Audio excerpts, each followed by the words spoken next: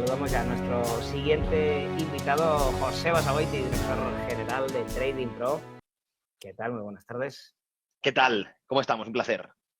Bueno, te iba a decir sentimiento de mercado. Mal sentimiento de mercado, cuéntanos un poco. Bueno, pues lo esperado, ¿no? Ha sido la peor de las noticias, la que hemos tenido. Un arancel, un disparate. Esa es la palabra que hay que utilizar, un despropósito, una política desnortada, porque, hombre, podíamos entender, incluso justificar, ojo, un arancel recíproco, pero esto que ha anunciado no es reciprocidad. Es un cálculo chapucero, inventado, cogiendo un poco el superávit comercial del resto de los países y una tasa pues altísima que va a destrozar el comercio mundial, ¿no? De ahí, además como hay mucha incertidumbre, porque claro, hoy tenemos esta idea, pero mañana pues, habrá negociaciones y quizá unos aranceles se quiten, otros se queden, otros pueden aumentar por la contestación del resto de países. Un inversor pues no puede en ningún caso hacer cálculo económico, cálculo bursátil. Y la incertidumbre es lo que peor llevan los mercados. De ahí las caídas tan abultadas que estabas comentando, ¿no? Europa, Estados Unidos, Asia, esta madrugada también. En general, pues una rotación clara de riesgo a seguridad. Porque claro, en esa incertidumbre, la gente, la renta variable, que depende un poco de los flujos esperados tarifa presente, pues claro, prefiere ir a lo seguro, a la renta fija, que, bueno, pues en estos entornos, pues siempre el activo libre de riesgo, como es el bono americano, que está subiendo mucho, pues actúa como refugio. Quizás esto podría ser hasta intencionado, ¿no? Que el propio Donald Trump buscase esa rotación, caídas en bolsas y subidas fuertes en mercados de bonos para enfrentar esa refinanciación que tiene, ¿no? Casi de 8 trillones. Pero claro, esto es un juego muy peligroso, porque, bueno, esto es evidente. A ver, Donald Trump prometió, ¿no? Realmente poner aranceles, pero la idea es, está afectando mucho a Wall Street, esto es evidente, pero también a Main Street. Entonces, ¿a qué votante realmente está favoreciendo esto? Yo creo que a ninguno, y si no, que alguien me lo diga, porque realmente estos aranceles van a afectar al consumidor, que va a pagar más por todo, y también a la empresa, por los bienes intermedios. En la mesa siempre se paga. La empresa, si puede trasladar realmente el sobreprecio al producto final, pues será el consumidor el que lo pague, y si no puede reducir sus márgenes y será el accionista el que lo pague, pero siempre lo paga alguien, ¿no? Entonces Main Street sufre, Wall Street sufre con las caídas bursátiles, aquí nadie gana. Entonces, la gran pregunta es, oye, todos los que votaron a Donald Trump, bueno, ¿por qué no? ¿Quién está esperando? Creo que es una especie de traición. Además, no olvidemos, y con esto ya acabo, que, bueno, el Congreso aprobó la posibilidad de poner aranceles recíprocos, pero es casi ilegal lo que ha hecho. Porque, insisto, este cálculo de dividir pues, el déficit comercial entre las importaciones, pues esta chapuza que ha hecho, realmente no está aprobada por el propio Congreso, ¿no? Un disparate, los mercados lo saben, los mercados se sangran y ahora toca ver en próximos días pues, las contestaciones. Espero que Europa tome este entorno para despertar y empezar a construir pues alianzas de libre comercio con otros socios como puede ser China, Hispanoamérica o bueno, África, Rusia. Veremos, creo que es una oportunidad, aunque no creo, por desgracia, que despierten. Has abierto muchos melones de cosas que te iba a preguntar, pero mira, ya que has sacado el tema de ese cálculo, de la fórmula presentada por la administración Trump, esas letras griegas, que al final es dividir déficit comercial con otro país y luego dividirlo con el... Bueno, explícanoslo tú, porque esto ha sido brutal hoy. Sí, déficit comercial por las importaciones que recibe ese país. Es que además es curioso, porque claro, esto no es reciprocidad. Por ejemplo, ahora mismo que le a Suiza ese 60 y pico por ciento de arancel, claro, ¿a qué viene, no? Pues es que no tiene sentido. Y es curioso porque realmente el hecho de que exista déficit comercial es algo que el propio Estados Unidos creó. En Bretton Woods, el propio Estados Unidos quiso un orden donde el dólar fuese la divisa reserva. Cuando tú tienes la divisa reserva, estás prácticamente obligado, por decirlo de alguna manera, a nutrir de dólares al mundo. Y por ello, pues más o menos estás también obligado, por decirlo de alguna manera, de encadenar déficits comerciales, ¿no? Como digo, para que permeen los dólares en el resto del mundo al ser la divisa reserva. Entonces, fueron ellos, con sus políticas, los que crearon esta situación y se han beneficiado mucho. No olvidemos que Estados Unidos ha mantenido su hegemonía también porque ha tenido ese gran privilegio de importar riqueza, importar bienes y servicios y exportar dólares, que son papelitos con la cara del presidente, no es otra cosa, ¿no? Entonces, ese beneficio ahora es lo que están castigando al resto de países por un beneficio que han tenido ellos mismos y que han buscado ellos. Es, como digo, un despropósito absoluto. Ahí tenéis la fórmula, ¿no? Pues fijaros, parece que era muy complejo al principio y luego, pues analistas ya descubrieron que era esa chapuza que hemos comentado, básicamente esa división entre déficit comercial entre las importaciones, y luego, como es muy majo Donald Trump, decía que, oye, ese número se dividía entre dos y es el arancel finalmente que ha puesto, ¿no? Pues muchos países, además aliados, ¿no? Israel, Japón, Corea, que también están sufriendo. Es decir, aquí hay enemigos y aliados, aquí ha repartido a todos, ¿eh? Aquí no ha dejado a nadie sin premio, el bueno de Donald Trump. Decía efectivamente que había sido benévolo, que podría haber impuesto mucho más. Decía, solo estoy aplicando la mitad de esa reciprocidad que podría llegar a aplicar. Un caso que me parece un poco poético.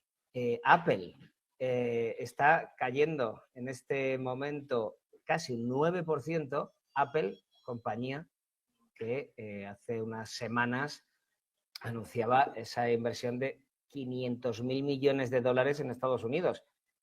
¿Qué te parece? Como decíamos antes, es que aquí no gana nadie. Es que Wall Street está perdiendo y el consumidor también. Es decir, no sé, me cuesta mucho justificar. No soy un estadounidense ahora mismo, esto no estoy en la cabeza de un estadounidense, pero no creo que estén contentos, ¿no? Apple, pues una empresa muy icónica. Sabíamos que, bueno, depende mucho del comercio internacional y esto le va a hacer mucho daño.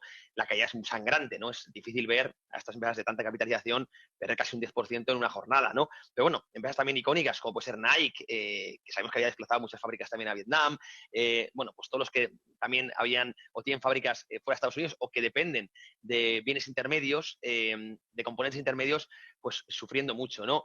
Las tecnológicas, las 7 magníficas, quizá sean los que mejor reflejan el riesgo. También veíamos las empresas también de inmobiliarias, ¿no? Cayendo con mucha fuerza, las de consumo en general, bueno, hoy pues sufriendo todas. Muy pocas empresas se van a salvar de esta sangría, porque como digo, esta guerra comercial destroza la economía. De hecho, las perspectivas, pues decía JP Morgan, ¿no? Que espera pues que caiga entre 1 y 2% el PIB de Estados Unidos, mientras la inflación se dispara. Es decir, esa inflación, ¿no? Esa palabra tan odiada que hay que empezar a sacarla de nuevo del cajón, ¿verdad? Claro, un entorno recesivo con inflación es que no es bueno para la bolsa, para ninguna empresa. Es que no creo que ahora mismo se pueda buscar en ningún sector. Si me preguntan, oye, José, pues dentro de este entorno tan complicado, quizá hay algún sector que se pueda beneficiar. Algún defensivo, pues quizá algunos sufran menos, pero en general creo que no va a ser momento ahora mismo para estar demasiado expuesto a riesgo, y quizá los bonos y el oro puede ser también como activo duro los que puedan responder bien. Pero desde luego, pues nada, para mí un despropósito. Me ha defraudado bastante Donald Trump, que parecía que tenía una agenda económica interesante, pero de momento lo que está haciendo muy desnortado todo. ¿De verdad no crees que haya sectores que puedan salir beneficiados o estás hablando más a corto plazo?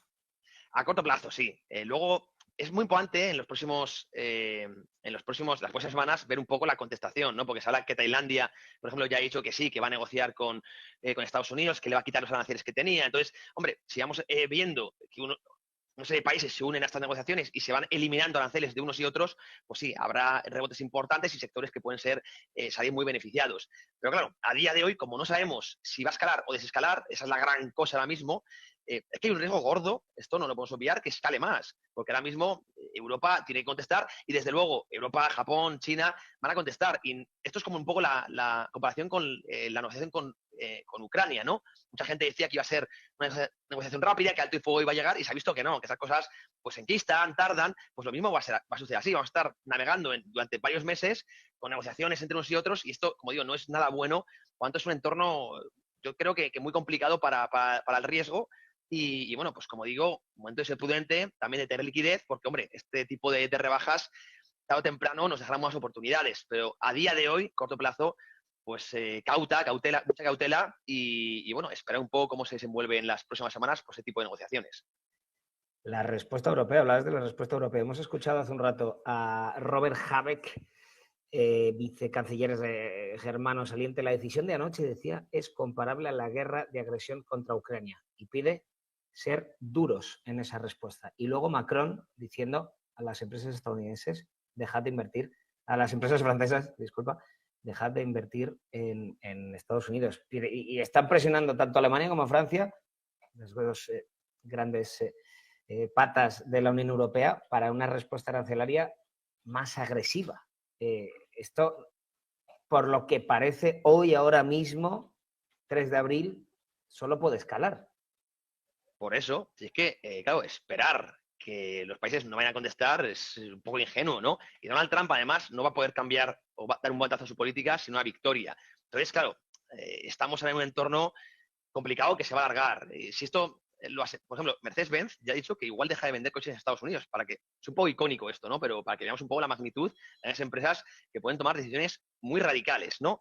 Pero si nos retrotraemos un poco al ejemplo que tenemos más reciente de guerra comercial, que fue en la anterior legislatura de Donald Trump contra China, no contra el mundo, solo contra China, en el último trimestre del 2018 el S&P 500 se metió un castañazo importante, es decir, no fue una sesión solo de pánico como la que estamos viendo hoy, un sell-off importante, no, se alargó la corrección en precio y en tiempo y, repito, fue una guerra comercial solo con China, que luego negociaron, se fue desescalando ahí sí, y luego rebotó mucho el índice, sí, pero inicialmente hasta que se llegó a esa negociación sufrió muchísimo la bolsa, y eso que no veníamos de unas valoraciones tan caras como ahora. Ahora hay unos riesgos muy importantes, ¿eh? E insisto, no solo de corto plazo, sino ya hablo de que las próximas semanas, hombre, puede darse una continuidad bastante, vamos, desde mi punto de vista, peligrosa en los índices, y no sería nada raro pues que el S&P 500 entre el mercado bajista, que pase a un 20% de corrección, porque, insisto, no estamos tan acostumbrados claro, a noticias pues, esto es histórico lo que estamos viendo. Hablamos de la mayor subida de impuestos, una de las mayores subidas de impuestos de la historia de Estados Unidos. El que decía que era liberal, que se juntaba se junta con Elon Musk, ¿no? Y se iba a los mítines del Partido Libertario con Ron Paul y tal. Bueno, acaba de aplicar, luego veremos si la equilibra con recortes de impuestos, pero de momento unas mayores subidas de la historia. Claro, pues como digo, todo esto muy peligroso y bueno, veremos Europa cómo contesta. Yo ahora mismo creo que es momento para que despierte y empiece a trazar alianzas con otras regiones, pero por desgracia aquí estamos también muy mal gobernados, así que bueno, no sé lo que sucederá, habrá que ir viéndolo semana a semana, por supuesto lo estaremos contando aquí. Automovilísticas alemanas, decía Mercedes. Tengo aquí 2 noticias de Bloomberg de hoy, que bueno, Mercedes evalúa retirar modelos básicos de Estados Unidos por los aranceles, es lo que decías ahora, José. Pero también, ojo, otro titular de hoy, Mercedes considera trasladar parte de la producción de automóviles de Estados Unidos por los aranceles. Por lo tanto, ¿eso no crees que sí que puede generar pues un movimiento de muchísimas empresas que empiecen a trasladar su producción a Estados Unidos? Claro, es lo que puede conseguir. Es el objetivo, ya sé que... Claro. Es el objetivo y bueno, ya decía el propio Donald Trump que si los vehículos se fabricaban dentro de Estados Unidos o las piezas de los vehículos se fabrican dentro de Estados Unidos, no habría aranceles. Entonces, es que es un mercado muy importante. No olvidemos que Alemania, su principal socio comercial es Estados Unidos.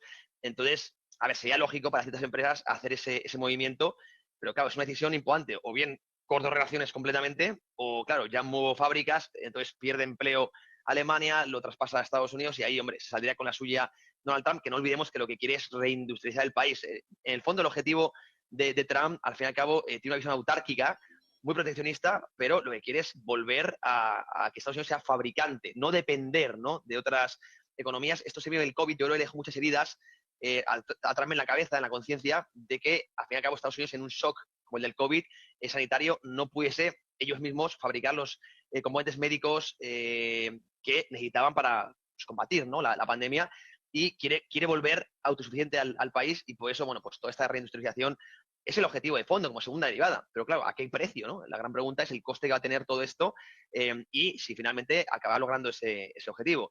Bueno, pues vamos a ver, automovilísticas, por cierto, de las más castigadas, pues un sector ahora mismo que hasta que no se aclare, mejor verlo desde la barrera, diría yo.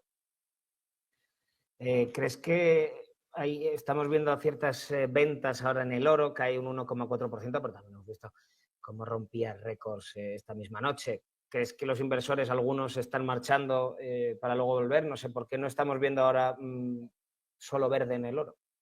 Bueno, hablamos de una recogida de beneficios normal, veníamos de subidas muy fuertes, en el corto plazo sobre compra importante, zonas de resistencia por proyecciones técnicas también, y bueno, hablamos de una recogida de beneficios, una corrección además muy saludable del 1,5%, pero vamos, yo sigo creyendo que es un mercado joven y evidentemente en el que en esos entornos poder estar. Creo que el mercado de bonos en Estados Unidos, y el oro, pues ahora mismo son opciones defensivas muy interesantes. Hemos comentado antes también, creo que estar en cash o en letras, bueno, pues para aprovechar futuras correcciones bursátiles es interesante y bueno, y luego rotar geográficamente. Ahora hay una salida muy fuerte de inversores extranjeros de Estados Unidos porque creo que se prevé esa recesión o esa estanflación, ¿no? Ese ciclo económico que llevaría, y además con devaluación del dólar, es decir, los inversores extranjeros en Estados Unidos están perdiendo por dos vías, ¿no? Por las caídas de la propia bolsa y por las caídas del dólar.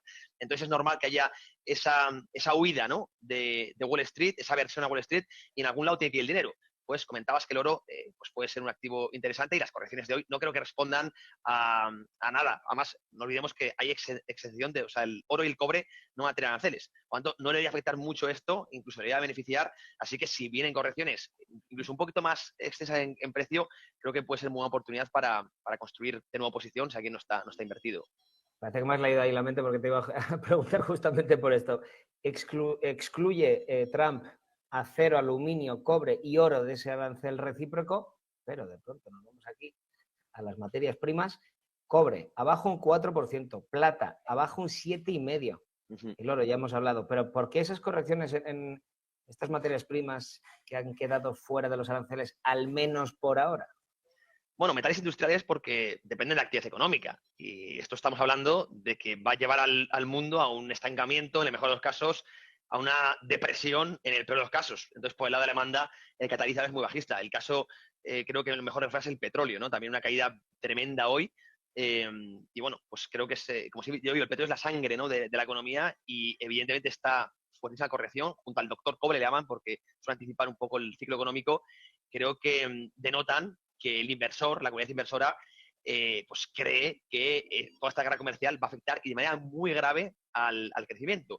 Como te digo, es que UBS, la Unión Bancaria Suiza, incluso hablaba de que podía causar en torno a 3-4 puntos de PIB a las economías desarrolladas. Es decir, la están mandando a una región para a todas, ¿no? Quizá para el segundo semestre del 25, principios del 26. Claro, en este entorno, no olvidemos que a día de hoy, o sea, el mercado cotiza las expectativas futuras, ¿no? Entonces, hemos tenido pues ese sell-off en materias primas. El oro, que no es un mercado, o sea, no es un metal industrial que se utilice, bueno, pues para algo así, ¿no? Para chips y tal, pero muy poco, es más dinerario, entonces no está tan expuesto al ciclo económico, no es un activo muy cíclico, ¿no? Pero metales industriales y petróleo sí, y por eso está engañando tanto hoy. También puede haber un tema de un miedo a un colapso energético en el caso del petróleo, que por cierto vamos a recordarle a los oyentes la cifra caída en el Brent de un 6,4%, $70.16 el barril. West Texas, $66,90 barril, cayendo casi un 7%. Yo hacía tiempo que no veía estas correcciones en el crudo. Fíjate tú, tenemos por el lado de la oferta pues esa menor demanda esperada, pero por la demanda, y por el lado de la oferta, no olvidemos que la OPEP también va a aumentar la producción, es decir, tenemos catalizadores bajistas por ambos lados.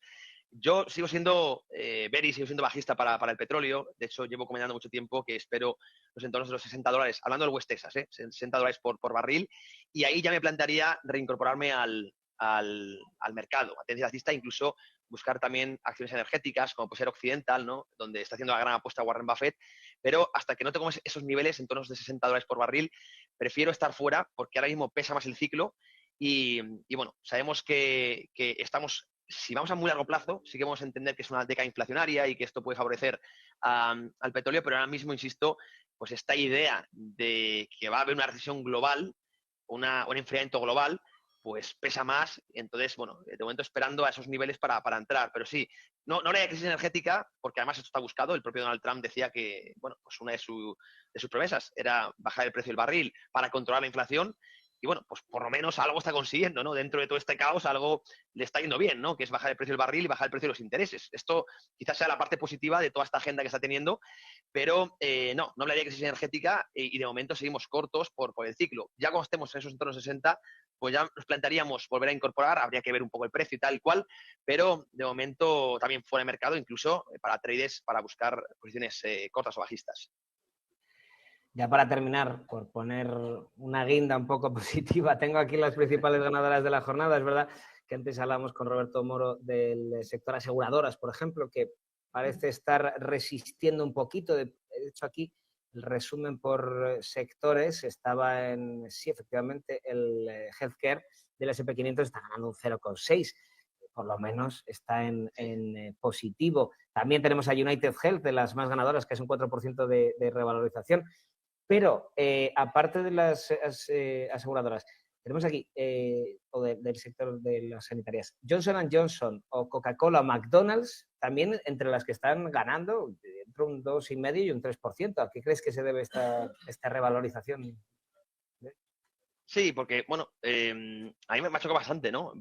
Estamos analizando antes también en la firma, ¿no? McDonald's y Coca-Cola, que son empresas muy ligadas al consumo y que a priori choca bastante, ¿no? Esta respuesta de solidez, ¿no? En un día como hoy, eso siempre viene bien, o sea, son muy señales técnicas, ¿no? En que, pues, días de sell-off veamos esta fuerza y además empresas que a priori, lo lógico es que si hay una caída fuerte del consumo derivada de una recesión, aumento de desempleo, pues, oye, McDonald's pues pierda también no cuota de mercado, sino que la gente pues vaya a salir, cene menos fuera, Coca-Cola pues que compre más Coca-Colas, al final la caída de consumo afecta mucho a este tipo de empresas. Pero aguantan bien, entonces bueno, muchas veces no hay mucha explicación fundamental, a veces también hay motivos técnicos, y desde luego lo que sí, la conclusión que tengo que sacar es que esas señales de fortaleza sí que son muy, muy, muy buenas, muy buen reflejo para el inversor, ¿no? Estos días siempre hay que valorar, son muy buenos días para sacar información, ¿no? Y el hecho de que estén respondiendo bastante bien, pues también nos tiene que hacer poner el foco para posible incorporación a un portfolio de inversión, ¿no? Lo contrario llamo las trampas de valor y esto le llamo los ganchos de valor, ¿no? Que son acciones que responden bien en días muy peligrosos. Así que habrá que mirarlos muy de cerca. Creo que no hay una explicación lógica a nivel fundamental, pero desde luego sí técnica y de solidez para poner el foco en ellas. José Basagoiti, muchísimas gracias. Como siempre, director general Trading Pro. Un placer. Te mando un fuertísimo abrazo. Que tengáis buen día. Un abrazo, José. Inversión, bolsa, criptomonedas. Te contamos la actualidad que mueve los mercados.